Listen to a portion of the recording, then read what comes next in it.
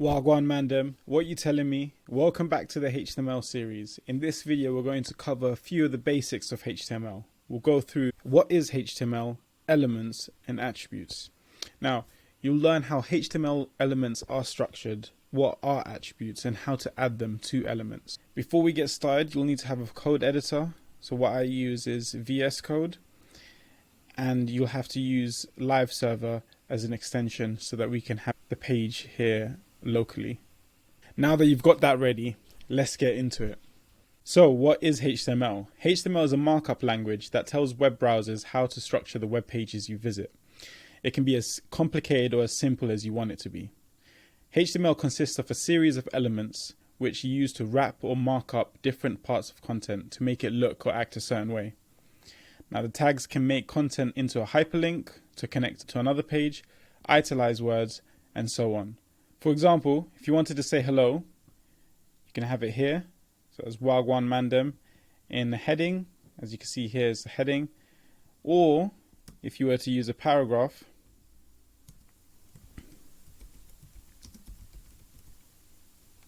you can see it right underneath the heading. Tags in HTML are not case sensitive, so we can have it as capitalized.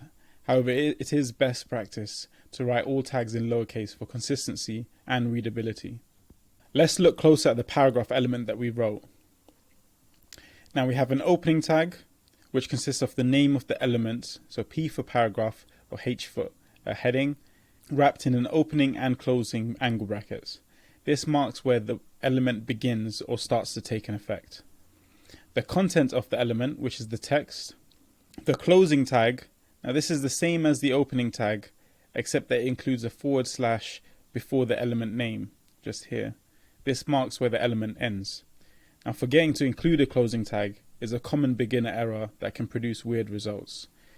The element is the opening tag, the content, and the closing tag. Elements can be placed within other elements. This is called nesting. We can wrap a word in the sentence in strong element to give it stronger text formatting.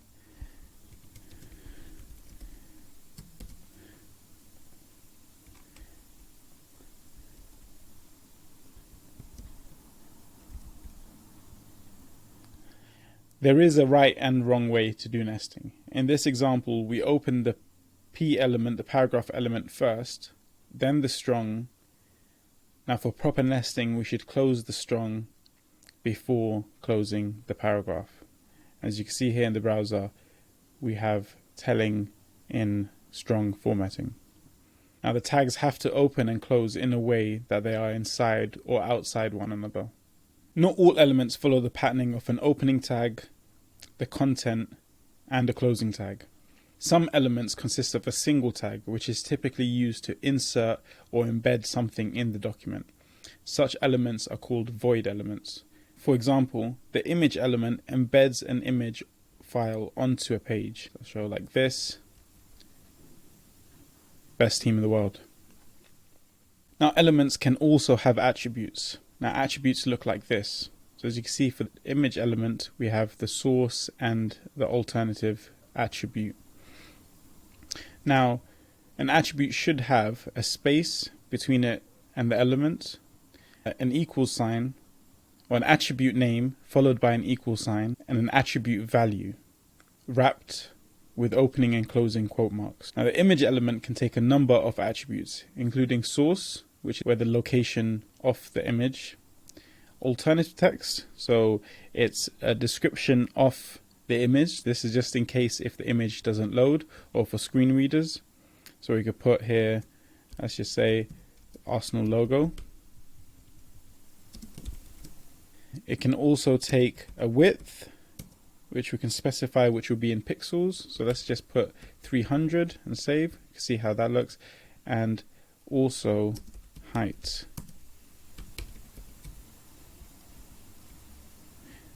So if we change any of these attributes, we will see a change in the browser as well. So if we change this to 800, you can see this is stretched to 800 pixels. Now sometimes you'll see attributes written without values. This is completely acceptable.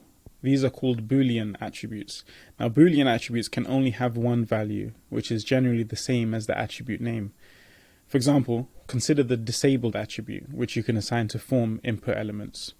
So let's say if we wanted 3 inputs, and this is a shortcut using emmet in VS Code, which I can go through in a separate video. So here we have 3 elements, as you can see here with just first, second and third. Now if I was to put disabled, and I put equals disabled on the first one, as you can see it has this grayed out appearance. Now mention what I said, how the value is the same as the attribute name, so then we can actually remove the value here and just have just disabled, and it will work the same. So this one is unable to be used, and we can click into these 2 inputs.